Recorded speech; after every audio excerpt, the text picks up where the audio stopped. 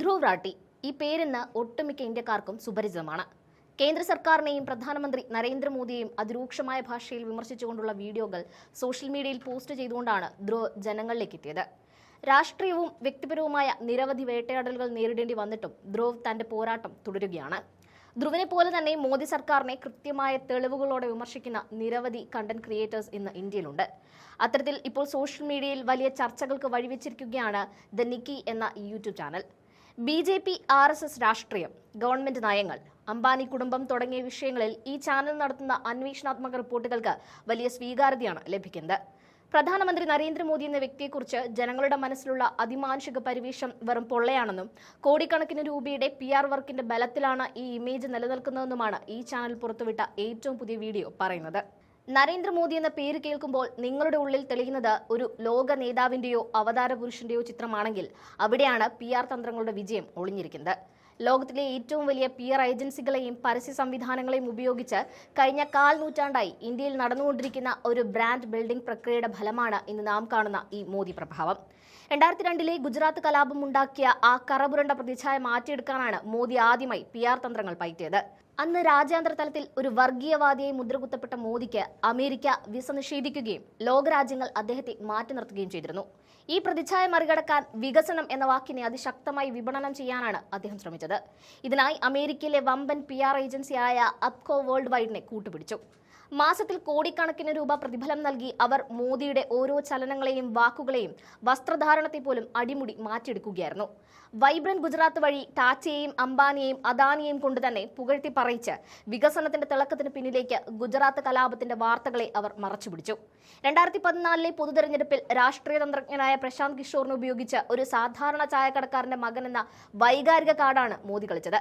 ചായ് പേ ചർച്ചയും 3D റാലികളും വഴി അദ്ദേഹം ഓരോ വീട്ടിലെയും അംഗമായി മാറി. എന്നാൽ അധികാരത്തിൽ വന്നതിന് ശേഷം നാം കണ്ടത് മറ്റൊരു വിചിത്ര കാഴ്ചയാണ്. സർക്കാർ പദ്ധതികളെല്ലാം മോദിയുടെ മുഖമുള്ള വ്യക്തിഗത ബ്രാൻഡുകളായി മാറി. പെൺകുട്ടികളുടെ ക്ഷേമത്തിനായി തുടങ്ങിയ ബേട്ടി ബച്ചാവോ ബേട്ടി പഠാവോ പദ്ധതിയുടെ ബജറ്റിൽ 80% ചിലവാക്കിയത് വെറും പരസ്യത്തിനും പബ്ലിസിറ്റിക്കും വേണ്ടിയായിരുന്നു. അതായത് പദ്ധതിയുടെ ഗുണഫലങ്ങൾ ജനങ്ങളിലേക്ക് എത്തുന്നതിനേക്കാൾ വലിയ തുക ചിലവാക്കി അത് മോദി നൽകിയതാണെന്ന് വരുത്തി തീർക്കുകയായിരുന്നു ലക്ഷ്യം. പഴയ പദ്ധതികൾക്ക് പുതിയ ചായം പൂശി അവതരിപ്പിക്കുന്നതിലും ഈ സർക്കാർ മിടുക്ക് കാണിച്ചു.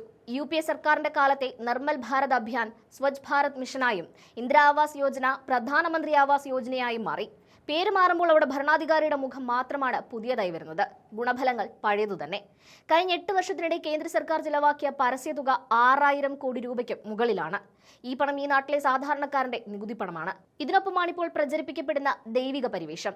താൻ ജൈവികമായ രീതിയിലല്ല ജനിച്ചതെന്നും ഈശ്വരന്റെ നേരിട്ടുള്ള പ്രതിനിധിയാണെന്നും മോദി തന്നെ അവകാശപ്പെടുന്നു.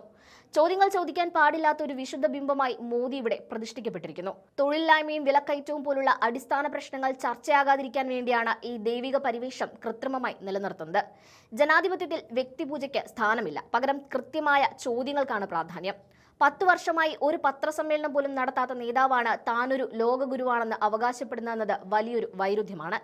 രാജ്യത്തിന്റെ പൊതുസ്വത്തുക്കൾ വൻകിട വ്യവസായികൾക്ക് കൈമാറുമ്പോഴും താനൊരു പാവങ്ങളുടെ കാവൽക്കാരനാണെന്ന് വരുത്തി തീർക്കാൻ അദ്ദേഹത്തിന് കഴിയുന്നത് ഈ PR മിടുക്കുകൊണ്ടാണ്. മാധ്യമങ്ങൾ അദ്ദേഹത്തിന്റെ ഗുണഗാനങ്ങൾ പാടുമ്പോൾ ജനങ്ങൾ ചിന്തിക്കേണ്ടത് തങ്ങളുടെ ആവശ്യങ്ങൾ എവിടെ നിൽക്കുന്നു എന്നതാണ്. വ്യക്തിപൂജ ജനാധിപത്യത്തിന്റെ അന്തകനാണെന്ന് BR അംബേദ്കർ പണ്ട് പറഞ്ഞത് ഇന്ന് ഇന്ത്യയിൽ അന്വർത്ഥമായി കൊണ്ടിരിക്കുന്നു. നരേന്ദ്രമോദിയെ ഒരു രാഷ്ട്രീയ നേതാവായി കാണുന്നതിന് പകരം ഒരു വിഗ്രഹമായി കാണാൻ തുടങ്ങുന്നത് അപകടമാണ്.